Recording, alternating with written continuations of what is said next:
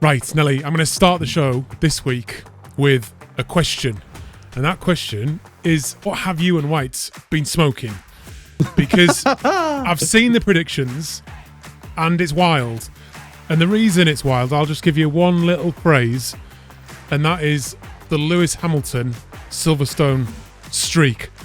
We'll discuss that after I've rolled the credits. Let's go.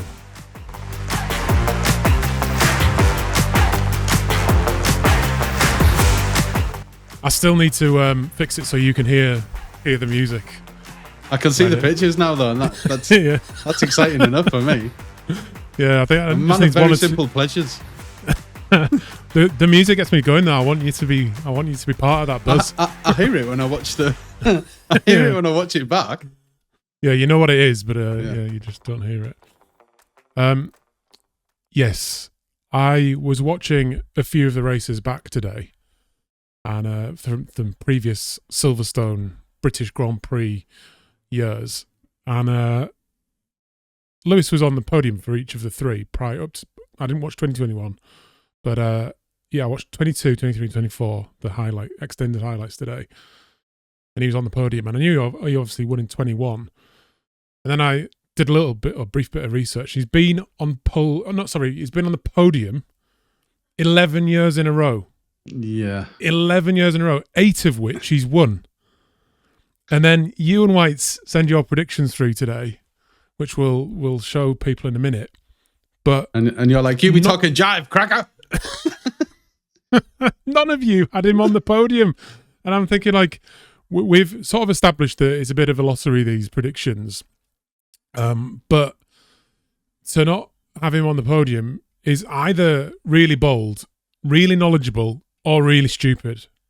I'm interested to hear which one you think it is. Probably the third. More likely this. I hope the first. No, it's definitely not knowledgeable. Definitely not knowledgeable. I'm still not feeling this season. I want him to. I mean, I had to put a Brit on high up, and we'll come to that. But he's got an outstanding record at Silverstone. He's the king. I mean, he's the only one with a turn named after him, actually, while still being a driver, I believe. Yeah, I think that's true. Which is absolutely incredible. But it's my favourite circuit of the year, and not just because it's British. It's fast, it's dynamic, it's exciting, massively quick sweeps and bends all the way through, long straights, big wide areas to pass. I love it. I'm not feeling Lewis this year, and I hope I live to regret that. Yeah, I went mostly with my heart this week on the predictions. I have, though, been in the sim again recently with F1 2025 on the PlayStation. I don't yet have a full rig. I still just use the clicker thing. Are you still thinking that it's not too late? That you could enter the field before too late? It's undoubtedly not too late. And I've said to Hannah, my wife, that if this goes well, and we start making money with this channel, buying a full-on rig with a moving platform, steering wheel, pedals, the lot that's gonna be work. That's gonna be that will be going on my business account and counting. I thought you as meant work. Not too late to actually join the field. F1. Oh no! Another world champion. Well, I mean, Brad Pitt's C60. One statistic that would be in our favour was we would never breach the minimum weight. The car plus driver would never ever be below the minimum prescribed by the FIA. In fact, yeah, let us race because we have a disadvantage, just a wee one, but a little. Maybe we should start describing our weight as tenths of seconds lost per lap. I'm probably about quarter of a minute. I'm probably like 12 tenths down per lap at the moment. I'm like the anti-DRS. I'm like throwing a parachute out behind it when you're going down the straight. Do you know, like they're running these cars so low as well that like I'd be grinding. The plank would be illegal by the end of a couple of laps. My coccyx would no longer be. My coccyx would be dust. After that, it'd just be ground away. Do you mean your coccyx? Yeah, coccyx. It's an often American film. I keep saying it that way. Coccyx. Oh, is it? Yeah. I think it's a Will Ferrell thing. I couldn't tell you being ironical. No. There is a lot of F1 stuff to talk about this week, though, because have you seen the news today and all the sort of discussion leading up to Silverstone is Max Verstappen and a potential, now seemingly more likely, move to Mercedes. Wow. There was some, I saw a Sky Sports F1 thing earlier with Martin Brundle, and he was talking about it. What the point he was making was that Max, no one's denying the fact that Max is now speaking to Mercedes. Yeah. George Russell obviously came out and said a few things at the last race, and the fact that George Russell has not yet got a contract. Past 27, yeah. Yeah. Well, he's been performing beautifully, really, this season. Just wanted to grab your thoughts on what you think. I'd not heard that it had developed from just a conversation to a mild likelihood. I mean, we debated this a little bit in the pre-show. It was, the Grand Prix, the review last week. Can a team accommodate Max Verstappen without compromising the car for the other driver? Yeah, and that is a massive risk for Mercedes if they can think they can maintain two completely different design philosophies for one model of car. Then fair play to them. I mean, he's it sticks in my throat, but he is the best in the world, and he's proven himself this year more than most. The moment, because at the moment, he is definitely. Yeah. I mean, he's proven himself this year in the fact that in the past few years he's been both the best driver and by a good distance the best car. Yep. And this year he does not have the best car, and that's manifest. But he has still been an exceptional driver and won more than he has the rights to, and got more P1 in qualification than he's entitled to. And I respect him a huge amount more this year with what he's done under extreme difficulty. But and it's not a Mercedes thing. Everyone will be coveting him. Everyone will be chasing him. Presumably he's having conversations elsewhere on the grid. I'm sure he would at least look at, we've discussed Aston Martin. Yeah. Ferrari would have a sniff as well, I'm pretty sure. No leader in the other teams, apart from an Alonso, would like to have Max to come and overshadow them.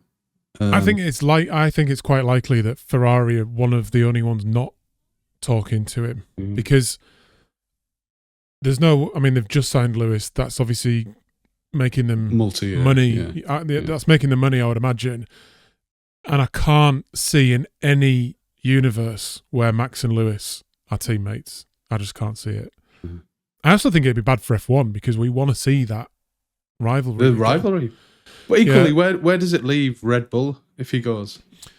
I mean, because they've lost everything. They've lost all of the crown jewels at the back of the grid, maybe. unless they swap the paint jobs over from the RB. I think that's the one thing I was thinking is just about Mercedes as they are now, is that it makes no sense to me that they're going to get rid of George. No. But they've then got to get rid of Antonelli, who's like their young guy. For me, like, F1 is for the best drivers in the world, and George is better than Antonelli at the moment. However, George may find himself a victim in the same way that Carlos Sainz did when Lewis stepped into Ferrari. Somebody has to make way. It's not really any reflection on George's talent. It's just that the best in the world at the moment wants that seat. And I think if you're doing business, which it is, isn't it? Like it's the numbers at the end of the day. everybody's going to want Max because he's just that good. Because I don't think they look at it so much on,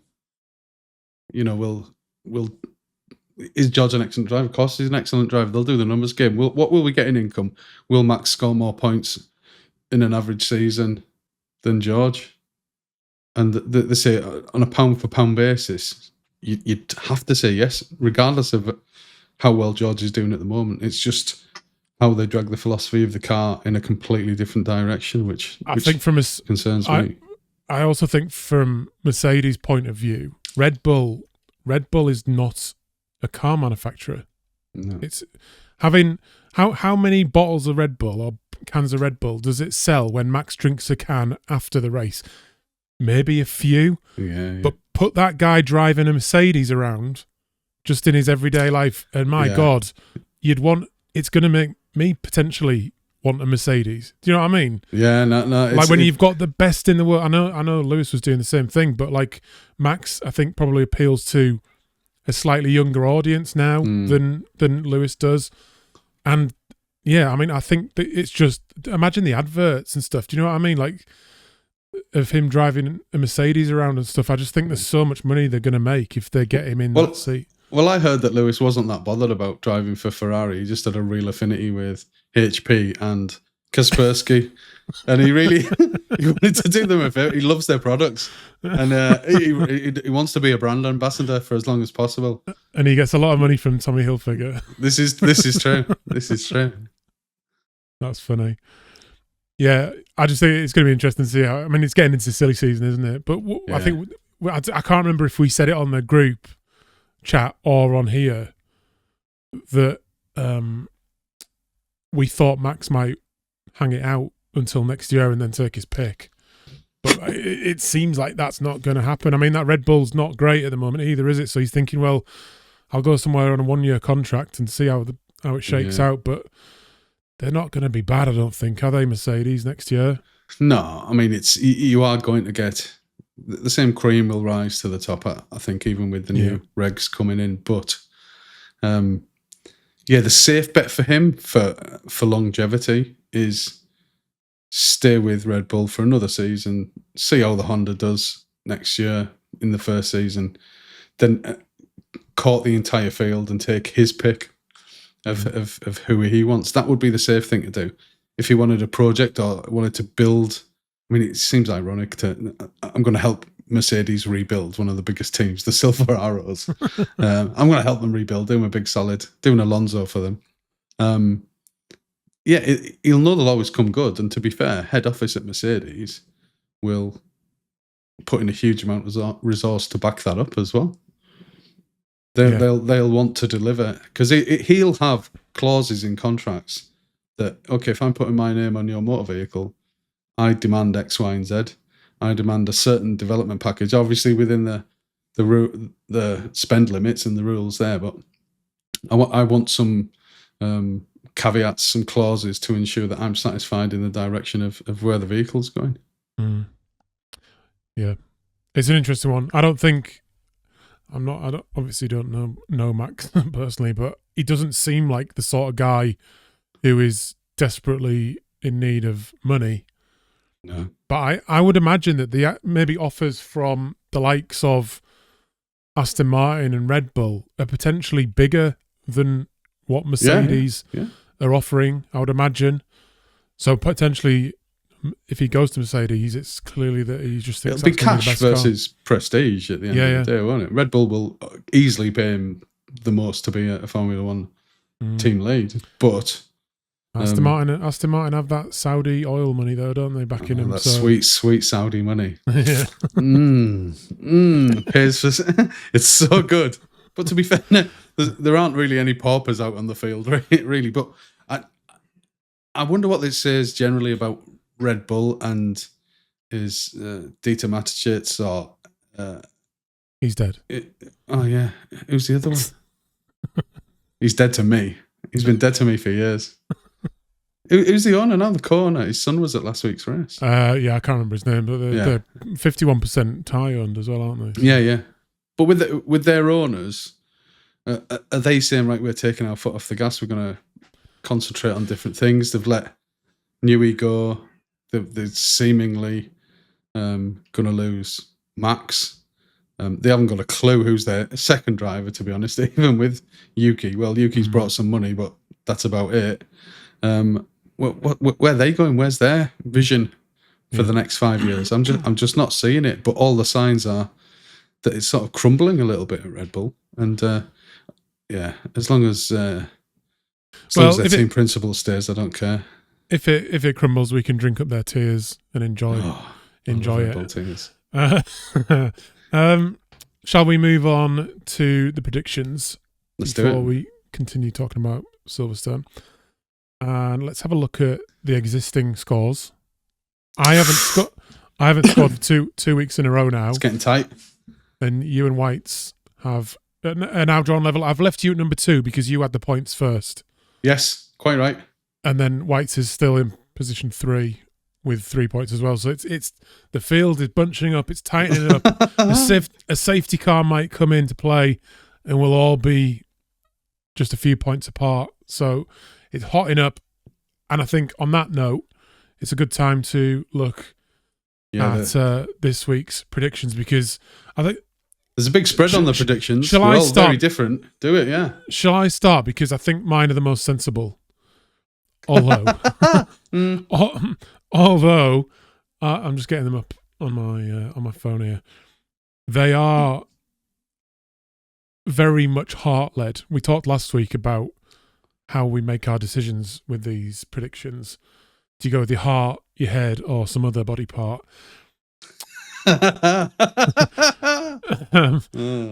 So I've gone for George on pole, because the only reason I did that is because I had a little look at the weather for the weekend, and it's not going to be burning hot. There's going to be cloud. It's going to be somewhere in the high. There's a chance of a little drizzle before it starts as well in the morning. And the Mercedes will actually go if it's not too hot. So I think for me that sort of has bumped Mercedes up in my estimations. George was on pole last year, and he's fast round here as well, because all the British lads always seem to go well. Then I've gone with, like I said I would in the last show, Lewis Hamilton, because the streak, he won last year. He's won 7 other times in the last 11 years. I think he's already won 9 times there, hasn't he? This could be his 10th. The streak will extend to 12 of being on the podium. Then I've gone with George second.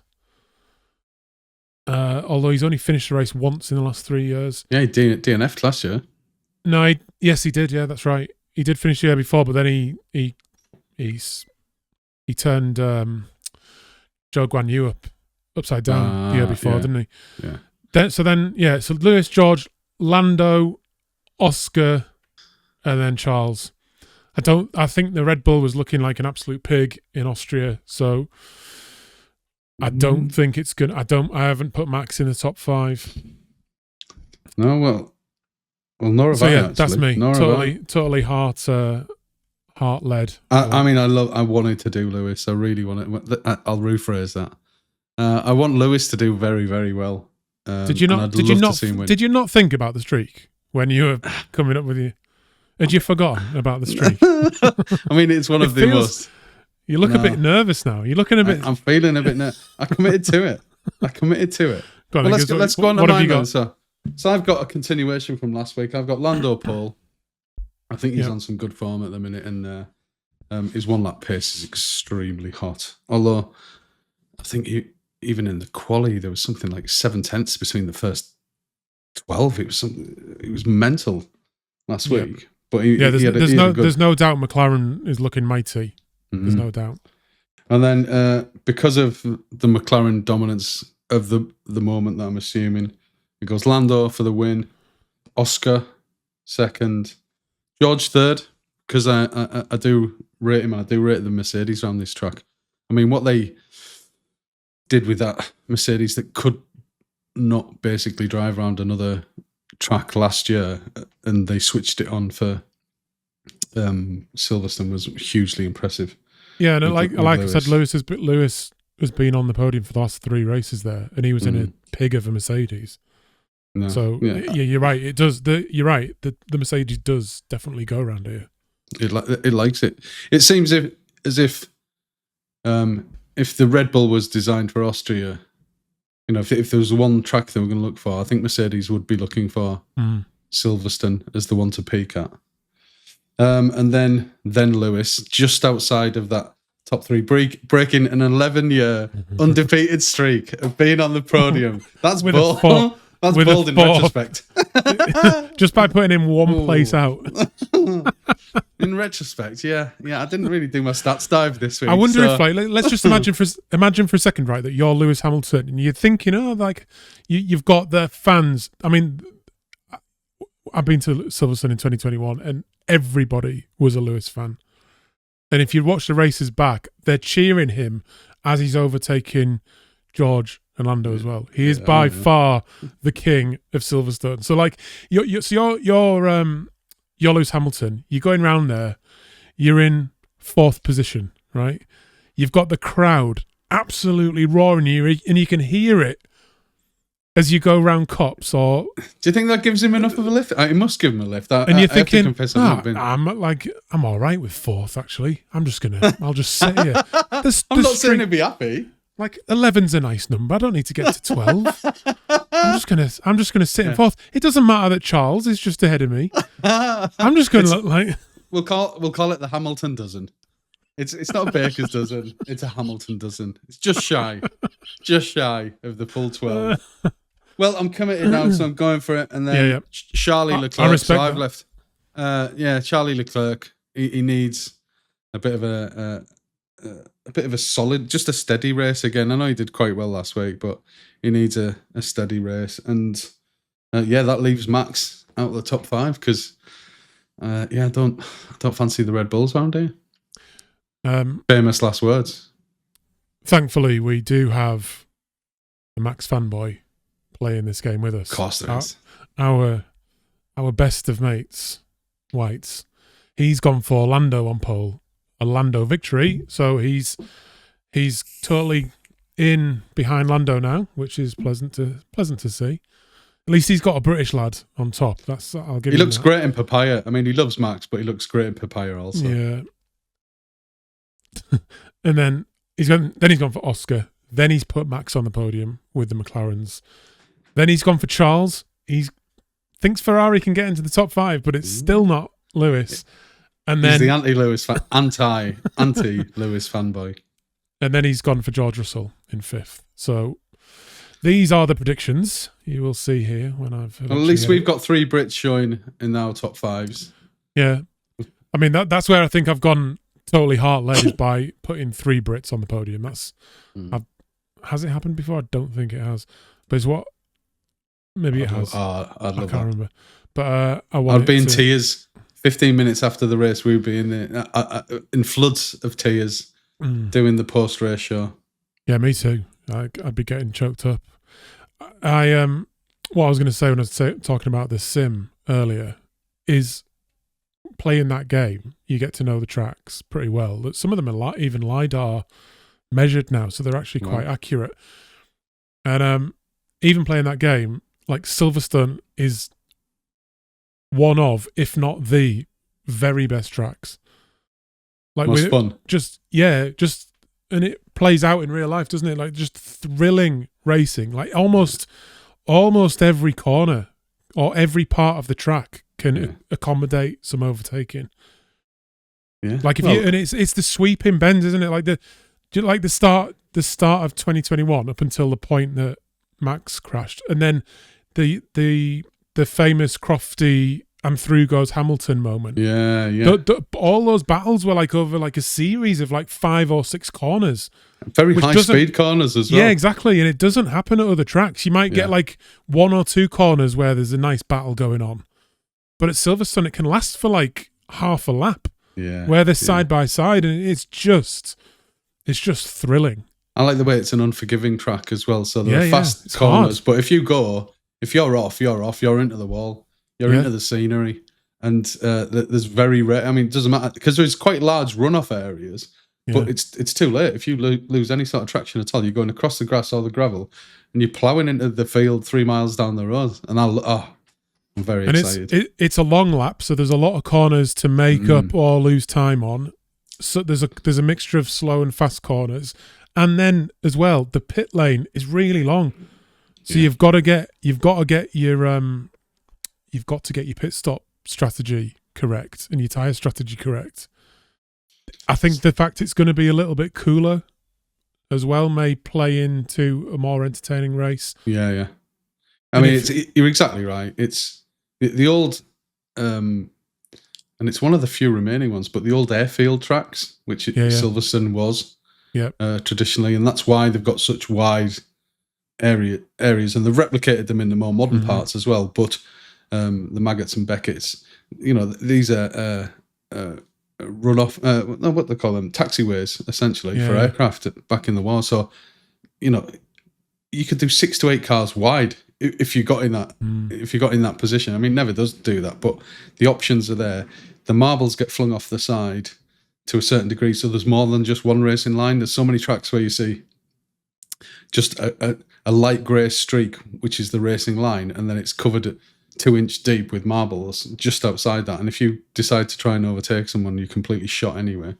But yeah, it's a beautifully well constructed, almost by accident. That's what I like about it as well. It's almost by accident that it's been constructed that way, because it was adapted from something else. Yeah, and the last 4 races there at least since 2020, they've all been absolute bangers. Absolute bangers. Like last year with that little bit of rain that threw a spanner into the works, and if we grease things up a little bit. Yeah, I mean, I think it's the most excited I've been all season. Yeah. This is my favorite race of the season, without question. And we are British, aren't we? Yeah, of course. Like it's unashamedly, it's my favorite race of the season. I always have a soft spot for Silverstone because, not necessarily in recent times, because it's secured the F1 contract for a decent period, but there were so many times in the past 20 to 25 years that it's nearly gone under. Yeah. That it's nearly liquidated, notwithstanding any F1 commitments that were there, and it's been rescued and saved every single time. And I'd be an advocate for some government money going. Isn't it now kind of owned by the Drivers' Association? Yeah, but it's still an expensive beast to run. You think retarmacking something like that, it's incredible money to run one of these. And this is their payday. They'll get this, they maybe get the World Superbikes or the MotoGP, but it still won't be a fraction on the numbers they get this weekend. This is their payday, and the rest of it's sort of corporate jolly boy days, isn't it? And a few of the domestic racing scene. But yeah, it has to be on the calendar for a very, very long time, and long may it continue. Yeah, it has to. It's the home of Formula One, isn't it? It's where the first ever race was held. It's got to be. And they'd all be shocked because half the teams are within 15 miles of the place anyway, so they're kind of committed. Yeah, all the members of the team live around there as well. Don't they? Exactly. Yeah. So yeah, I'm excited about it. I'm really excited. I think our predictions throw up some excitement and controversy and competition as we're watching it.